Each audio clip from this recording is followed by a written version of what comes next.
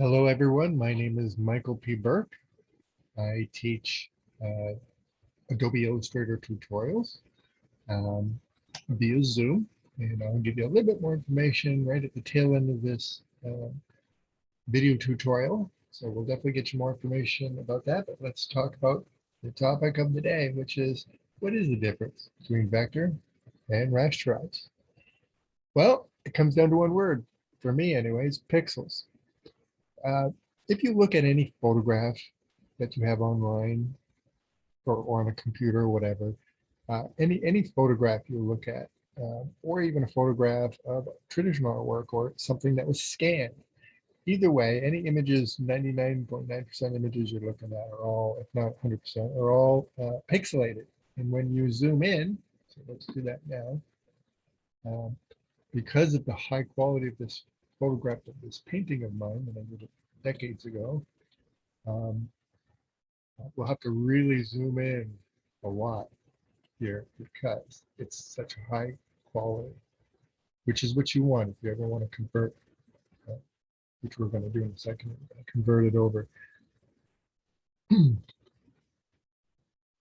we're going to zoom in and show you that if you zoom in long enough on any, and you can do this with any photograph you have on your computer or whatever, just zoom in, zoom in. You don't have to do it in Illustrator. You just open it up itself, zoom in, you'll see what I'm talking about. If you keep zooming and zooming, see, there's really good high quality. So first we're seeing the texture of the canvas. So that's really great. And that's why I chose this one, because if you ever are, if you ever do decide to convert an image from rasterized pixels to vector, uh, which you won't always, in this case, with such high quality, you might not even need to do in some cases. But in a lot of cases, in certain creative situations, you want to. And now you're seeing squares. This image is made up of these pixels. So that's the difference. So that's what we're normally seeing. And depending on high quality image you're looking on your computer or online, um, determines obviously the quality, how crisp and clear it is. So if it's a poor quality picture, then yeah. So the more detailed, the more pixels, really. The less detail, the less pixels. But that's basically what we've been looking at for a long time, and what we're always looking at online. Most things are JPEG images, whatnot. They're all pixelated images.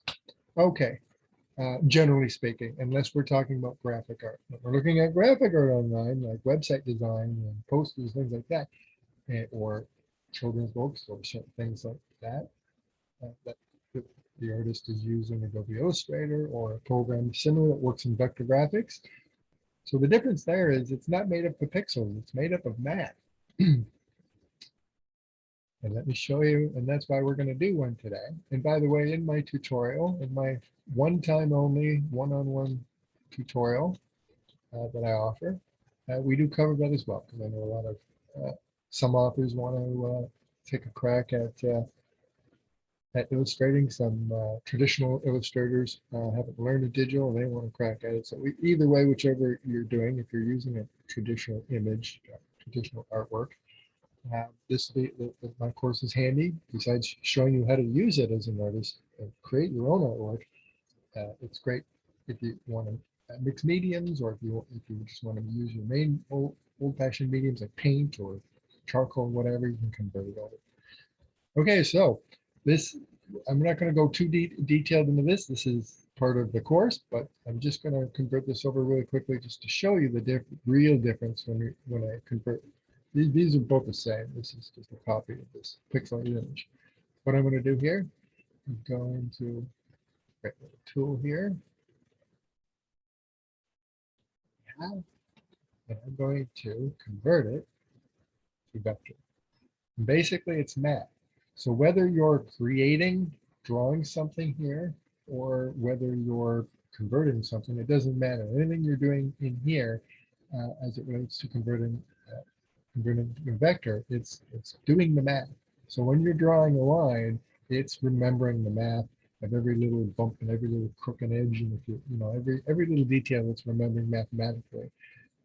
It's not made of pixels, so because it's remembering that, it just generally vectorize, generally, not always, but generally vectorize will give you crisper images that you can move, you can shrink down to a postcard, or you can blow it up to a giant banner to put up in a high school.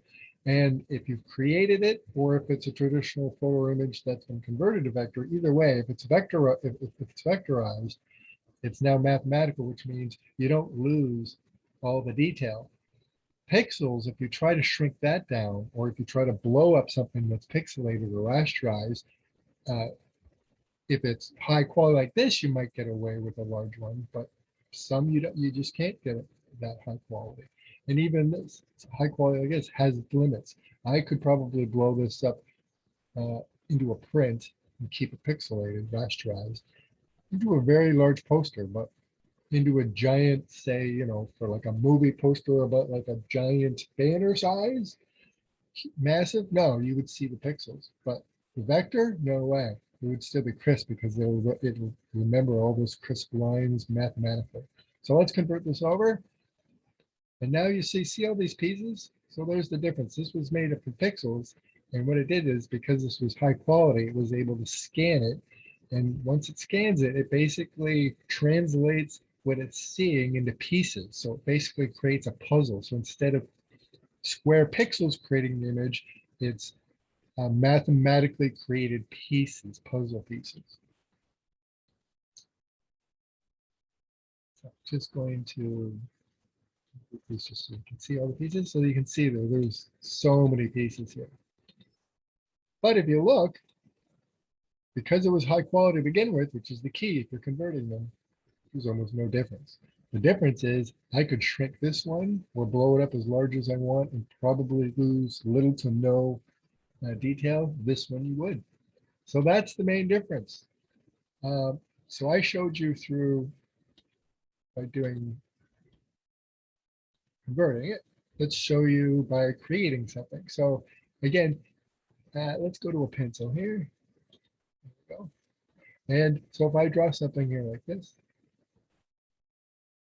it's remembering the math as I did it. So it's actually, let's see those mathematical points as I move it along the lines. So it remembered that in that exact spot, it's 15.81 in, I don't know if that's inches, what it says inches, but possibly. Anyways, whatever it is, that's the math. And as I move it to a different one, so it remembers all these curvatures. So it doesn't matter what you're drawing or creating or converting.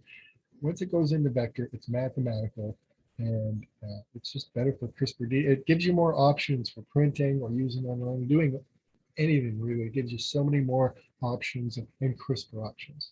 Although you can do a lot with pixels if you don't know how and the right quality, but no, Vectorize is fantastic, and it's mainly used in, of course, in digital artwork use for, like, if you ever look at a poster, if you walk by a bus depot or a bus, whatever they call it, bus stop, and you see there's a gazebo there with a poster in it, that was created, actually, it was most likely created in Adobe Illustrator, but if it wasn't, because it's so popular, but if not, something very similar.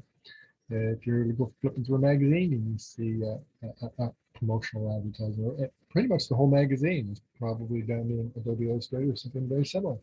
I illustrate children's books in Adobe Illustrator. So yeah, it's great for creating crisp images that you can manipulate, and you can add all these tools to all these things. So vectorize is pretty fun stuff. So now let's go back to here. Go back to my layers here. There we go. So just to wrap this up, if anybody's interested in my tutorials, just give me a shout out, and I give you more information, and we can or set up book your appointment. But basically, it's just as you see here, it's a one-on-one. I've been teaching for 17 years. Most of that has been teaching landscape, how to use oil paintings, oil paints and paintings of nature.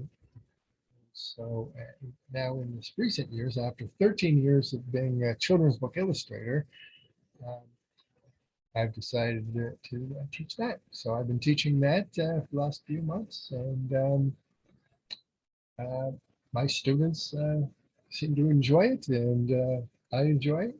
And I teach all the basics, but what I teach is just the things you will need. I don't teach, obviously, people go to full length courses to teach, to learn these entire programs, or they just spend years themselves self-teaching.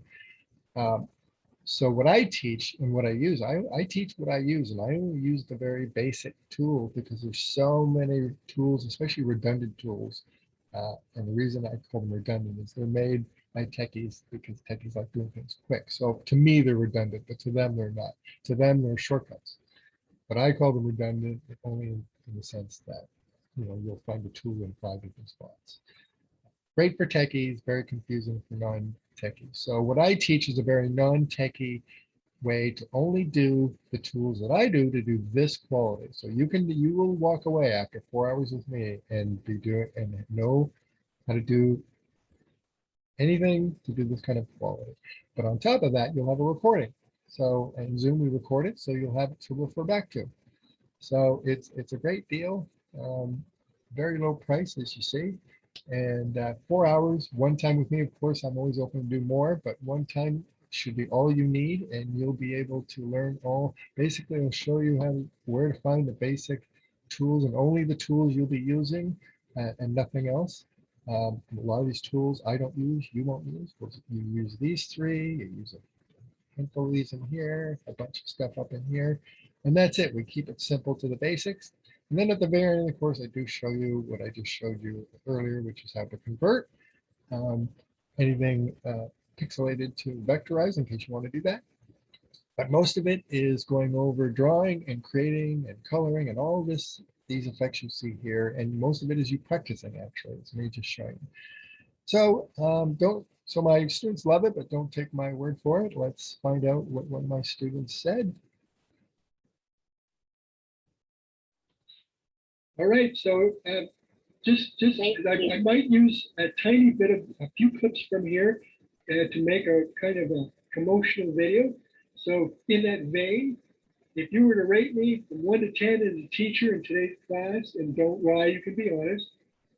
I want you to be totally honest. Rate me between 1 and 10. 10, thank you. Not 15, no. Okay, and there you go. So there you have it. A happy customer. I've had lots of happy customers. They're all happy customers, actually. So I'm proud to say that.